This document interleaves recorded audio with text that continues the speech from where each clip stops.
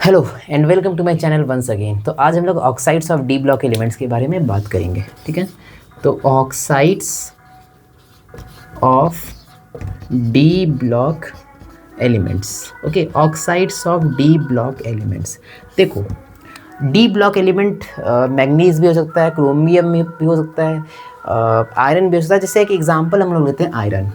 एक example, simple सा example हम लोग ले रहे हैं, एक आयरन Fe आयरन, ठीक है।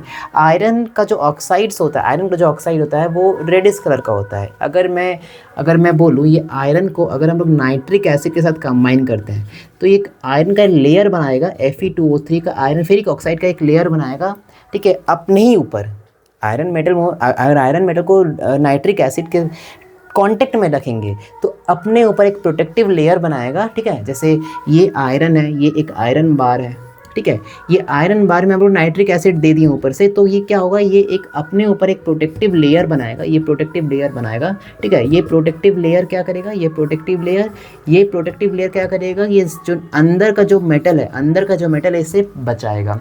सेम एल्यूमिनियम की लिए भी है, Al2O3 बनता है, इसे हम लोग कोरंडम कहते हैं। तो ये क्या है कि ये फेरिक ऑक्साइड, ये ऊपर का लेयर क्या बन रहा है, Fe2O3 बन रहा है, ये नीचे का जो आयरन है उसको बचाता है। तो ये बहुत ही खासियत है, हम लोग क्या बोल सकते हैं, डी ब्लॉक एलिमेंट के लिए, ठीक है।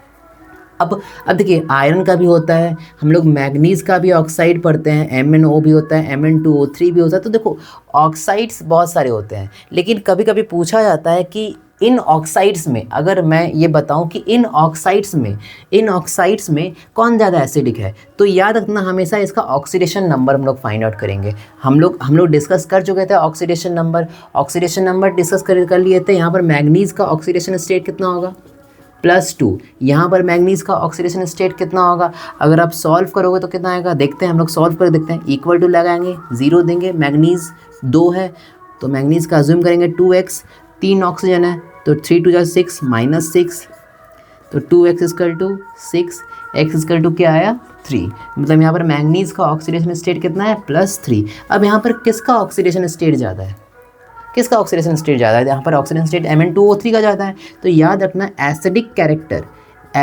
Character is directly proportional to oxidation state. तो जितना ज़्यादा ऑक्सीडेशन स्टेट होगा उस ऑक्साइड का, उतना ही वो उसका एसिडिक कैरेक्टर होगा। तो यहाँ पर हम लोग सिंपली जान सकते हैं कि किसका एसिडिक कैरेक्टर ज़्यादा है, मैग्नीज जो Mn2O3 के फॉर्म में है, उसका एसिडिक कैरेक्टर ज़्यादा होगा। लेकिन एक चीज़ हमेशा याद रखिएगा आप लोग कि Fe2O3, ये जो Fe2O3 बनता है, इसमें एसिड, इसका क्या है ऑक्सीडेशन स्टेट। अगर हम लोग इसका ऑक्सीडेशन स्टेट कैलकुलेट करेंगे तो ये फेरिक, मतलब +3 के ऑक्सीडेशन स्टेट में आता है, +3 ऑक्सीडेशन स्टेट में आएगा, ठीक है। लेकिन अगर मैं Fe3O4 का मैं बात करूँ, तो देखो इधर -8, 3x -8 इक्वल टू 0, तो x इक्वल टू 8/3। अब देखो यहाँ पर आयरन का 8/3 आ रहा ऑक्सीडेशन। अब 8/3 तो फ्रैक्शनल हो गया, अब फ्रैक्शनल पॉसिबल नहीं है, तो एक्चुअली यहाँ पर क्या है, ये Fe3O4 क्या कंबाइंड स्टेट में पाया जाता है। कंबाइंड स्टेट मतलब ये, इसमें FeO भी होता है और इसमें क्या होता है, Fe2O3 भी होता है। अब FeO का मतलब यहाँ पर आयरन का ऑक्सीडेशन स्टेट +2, और यहाँ पर Fe2O3 मतलब आयरन का ऑक्सीडेशन स्टेट कितना हुआ, 2x - 6 x equal to 3, that is +3। तो यहाँ पर ये कंबाइंड स्टेट में पाया जाता है। एक्चुअली ये Fe3O4 नहीं है, ये क्या है, combination of FeO and Fe2O3। तो हम लोग इससे ये समझ में आता है कि डी ब्लॉक एलिमेंट का 3 चीज़ हम लोग समझ में आता है। डी ब्लॉक एलिमेंट का यहाँ पर जो ऑक्साइड्स है ये कंबाइंड स्टेट में पाया जाता है, जैसे मैंने एग्जांपल दिया। इवन मैग्नीज का भी सेम केस है, ऑक्साइड्स का हमेशा कंबाइंड स्टेट में पाया जाता है। कभी कभी हम लोग फ्री स्टेट में भी देख सकते हैं। फ्री स्टेट मतलब वो सिंपली एक ऑक्साइड होता है, फ्री स्टेट मतलब एक एलिमेंटल स्टेट में नहीं बोल रहा हूँ, ठीक है। अब यहाँ पर क्या, ये कंबाइंड स्टेट में पाया जाता है, फर्स्ट केस। सेकेंड केस इसका, ये अपने आप को रस्ट से बचाता है या कोरोजन से बचाता है। जैसे आयरन बचा रहा है, एल्यूमिनियम बचाता है कोरंडम Al2O3 का लेयर अपने ही ऊपर बना के, तो उसी तरह से अपने आप को बचाता है फ्रॉम कोरोजन। थर्ड पॉइंट में हम लोग क्या देखेंगे कि एसिडिक कैरेक्टर, जितना ज़्यादा ऑक्सीडेशन स्टेट होगा उतना ही ज़्यादा एसिडिक कैरेक्टर होगा, ठीक है। तो हम लोग 3 चीज़ें देखें इस डी ब्लॉक एलिमेंट का ऑक्साइड्स में, और ये 3 चीज़ ही से ही क्वेश्चन घूम फिर कर क्वेश्चंस आता है। मैं इसके बेसिस पर कुछ क्वेश्चंस भी कराऊंगा। वेरी सून ये चैप्टर भी फिनिश हो जाएगा। एफ ब्लॉक का एक छोटा सा पार्ट बचा हुआ है, उसके बाद हम लोग क्वेश्चंस भी डिस्कस करेंगे। क्वेश्चंस जेईई मेंस का भी होगा, नीट का भी होगा और सीबीएसई का भी क्वेश्चंस होगा।